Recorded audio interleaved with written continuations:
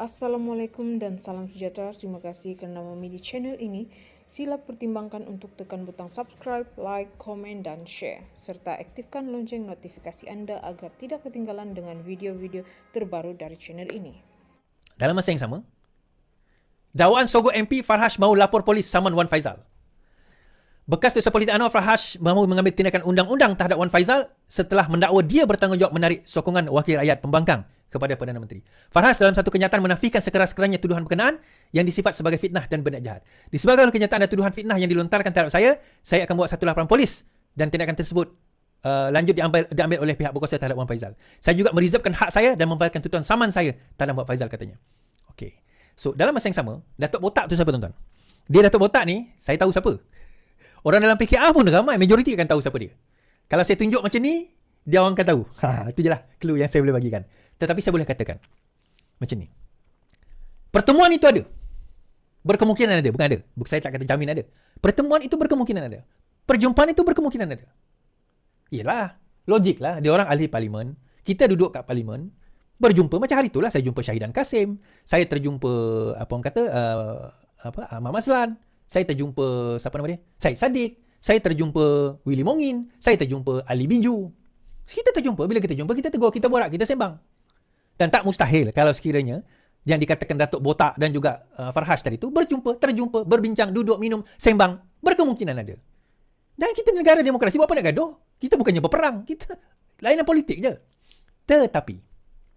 Tetapi, persoalan utama, adakah pertemuan tersebut membawa kepada rundingan, ugutan, tawaran, rasuah, sogokan? Itu yang kena dibuktikan. Bukan masalah mereka bertemu. Kalau tengok dekat Facebook mereka bertemu, tengok dekat Twitter mereka bertemu, tengok dekat TikTok mereka bertemu. Iya, kita tak nafikan. Gambar saya bertemu dengan Syed Saddiq pun ada dalam Facebook. Kan, contoh. Tak adalah saya ni orang penting. Tak. Maksudnya ada. Tapi apa makna dia? Sekadar kita jumpa ambil gambar. Ada CCTV menunjukkan mereka berjumpa. Iyalah. Mereka berjumpa. So, adakah salah perjumpaan tersebut? Ada tak rakaman? Ada tak tawaran? Ada tak sogokan? Ada tak benda yang dikatakan, diucapkan tu ada ke tidak? Tidak cukup sekadar pertemuan untuk menyatakan bahawa mereka telah disogok oleh si fulan dan si fulan. Now, tuan-tuan tahu siapa yang akhirnya terasa hati? Tuan-tuan tahu siapa yang terasa hati bila dia orang kata dia orang disogok? Empat orang tu akan terasa hati. Keempat-empat itu akan terasa hati. Dia kata, teruk sangat ke kami ni? Teruk sangat ke kami ni? Sampai orang kata kami ni, maruah kami ni dijual sebegitu rupa. So akhirnya MP Labuan bersuara. Mana bukti kami disogok? MP Labuan mahu saman penfitnah. Habislah. Ahli Parlimen Labuan Datuk Suhaili Abdul Rahman akan mengambil tindakan saman terhadap pihak yang memfitnah beliau menerima sogokan atas tindakan yang menyokong kerajaan. Suhaili menegaskan bahawa beliau tidak akan mengkhianati atau meninggalkan Bersatu. Saya tidak tinggalkan parti. Jadi saya tidak khianat. Saya juga ingin menyatakan di sini bahawa ada fitnah dilontarkan kami berempat yang kami ini menerima sogokan 4 hingga 6 juta. Saya akan membawa perkara ini ke mahkamah dan saman individu-individu yang membuat kenyataan fitnah baru-baru ini. Saya akan minta ada buktikan mana bukti kami disogok. Kalau tidak, saya akan saman malu, kata beliau. Saya pendekkan cerita kepada Suhaili lah. Satu Hamzah Zainuddin, kedua Wan Faizal tadi, ketiga Muhyiddin Yassin. Ni geng-geng dia. Kita pendekkan cerita. Pendekkan cerita kat situ. Tuan-tuan, dia macam ni lah tuan-tuan. Kita kena faham satu perkara. Mereka sangat desperate. Itu saya kata tadi tu. Kalau sekiranya mereka ni 4 orang ni disogok, diugut. Bukan disogok, diugut. Kenapa mereka digantung? Kita fikir logik tu sajalah. Kalau mereka diugut, kenapa mereka digantung? Sepatutnya Bersatu ni bersama dengan kepimpinan dan juga kawan-kawan mereka yang telah diugut ini untuk kita sama menentang siapa yang berjaya yang mengugut mereka. Ceritalah siapa yang ugut.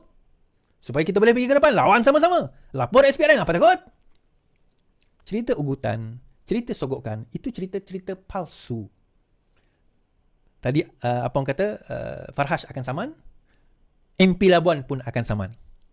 Simple tuan-tuan. Kita negara ada undang-undang. Buat apa nak kecoh? Yang duk fitnah, dia orang lah. Kita, apa ada hal? Kalau dia rasa tak betul, bayar. Kalau dia rasa betul, pertahankan dekat mahkamah. Simple dan mudah. Kan? Apa susah? Apa mau gaduh? Benda mudah mah. Lulang silu matilah. Okay lah tuan-tuan itulah cerita kita malam ini. Bersatu, kekal tenang, kekal tegang. Bukan kekal tenang lagi dah. Ingat tuan-tuan, dia punya logo dulu kan. Kekal tegang. Kekal tenang. Sekarang ini, kekal tegang. Tuan-tuan, boleh tak saya dapatkan 12,000, 14,000 menonton kita malam ni. Terima kasih. #VPN. Boleh tak tuan-tuan? #VPN. Penuhkan ruang komen. #VPN, #VPN, #VPN, #VPN. Boleh tak? #VPN Virus Perikatan Nasional. Go! Sekarang!